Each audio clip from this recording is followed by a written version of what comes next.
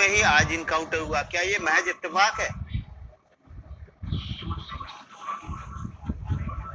देखिए, कई ऐसे सवाल हैं और ये सवाल अब हमारे जहन में भी है और विपक्ष भी सरकार से पूछ रहा है। प्रियंका गांधी ने ट्वीट करके कहा है कि अपराधी का अंत हुआ, लेकिन संरक्षण देने वालों का अंत कैसे होगा।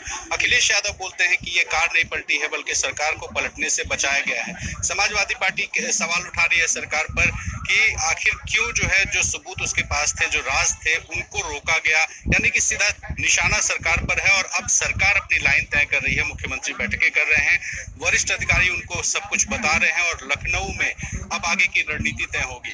उम्मीद है कि दोपहर तक कोई ना कोई प्रेस कॉन्फ्रेंस होगी, कोई वरिष्ठ अधिकारी प्रेस कॉन्फ्रेंस करेंगे और इस पूरे मामले में सरकार अपना पक्ष रखेगी।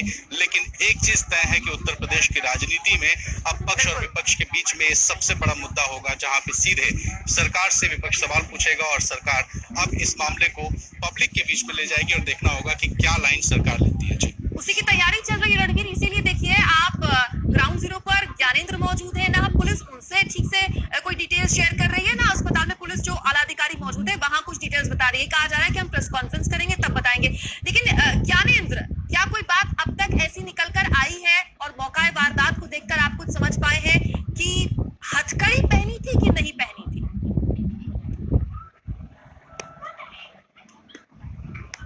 जितने सवाल पंकज जी और विकास जी उठा रहे हैं, एबीपी न्यूज लगातार उठा रहा है, उन सवालों के जवाब यहाँ नहीं मिल रहे हैं। एडीजी साहब आए, आईजी साहब आए, एसपी साहब यही तैनात हैं। जितने साहब आ रहे हैं एक ही आश्वासन दे रहे हैं, प्रेस कॉन्फ्रेंस करेंगे, विस्तार से जानकारी देंगे। लेकिन कोई ये नहीं बता रहा है, जो ये कहा जा रहा है, जैसा कि जैनेंद्र कह रहे थे अस्पताल से, कि अगर इतना खतरनाक और दुर्दांत अपराधी है तो इस छोटी सी गाड़ी में 4 लोगों की मौजूदगी में वो कैसे आएगा, और फिर उसके बाद वो यहाँ से चला भी जाएगा, भाग भी जाएगा और फिर उसके बाद गोली भी चला देगा और 300 मीटर के अंदर ही उसे गोली लग जाएगी, उसकी मौत हो जाएगी, अस्पताल में जाके मृत घोषित कर दिया जाएगा। तो सवाल तो है, लेकिन इस पूरे एनकाउंटर पर जिस तरीके से राजनीतिक दल सवाल उठा रहे हैं, उसकी वजह यह है कि अगर आप इस पूरे एनकाउंटर की टेक्निकलिटी को देखेंगे, उसकी डिटेल्स को समझेंगे, तो बीच में बैठा हुआ विकास दुबे, अगल बगल बैठे हुए एसटीएफ के 2 जवान, एक गाड़ी में 4 लोग, तो पहले विकास दुबे भाग जाता है निकलकर और एसटीएफ के जवान उसे पकड़ नहीं पाते हैं। और वो भी ऐसा आदमी भाग पाता है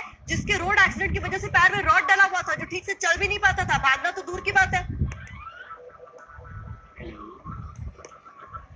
घटना जो आप कह रही हैं वो बहुत महत्वपूर्ण हो जाता है। जरा कह सकिए भाई साहब। इसलिए क्योंकि मैं बार बार गाड़ी को इसलिए दिखा रहा हूँ क्योंकि केवल एक कांच टूटा हुआ है और पैर में रॉड डला हुआ है, जैसा कि आप कह रही हैं। एक कांच टूटा हुआ है, एक कांच से चारों पांचों निकल जाते हैं और निकलने के बाद बहुत दूर चला जाता है विकास दुबे। तो ये तो सवाल है ही, लेकिन हम सवाल उठाना हमारा काम है, हम सवाल उठाएंगे। सवाल अब पुलिस अधिकारियों पर भी उठना चाहिए कि आखिर प्रेस कॉन्फ्रेंस जब आप करेंगे तो आप जानकारी देंगे ही, लेकिन जो हुआ वो साझा करने में या जो हुआ यहाँ पर जो घटनाक्रम वो बताने में आपको दिक्कत क्या है? आपसे हर कोई यही सवाल कर रहा है कि बता दीजिए ना भाई, क्यों नहीं बता रहे हैं कि यहाँ से कैसे एक गाड़ी से 4 लोग बैठे थे? विकास दुबे, पंकज जी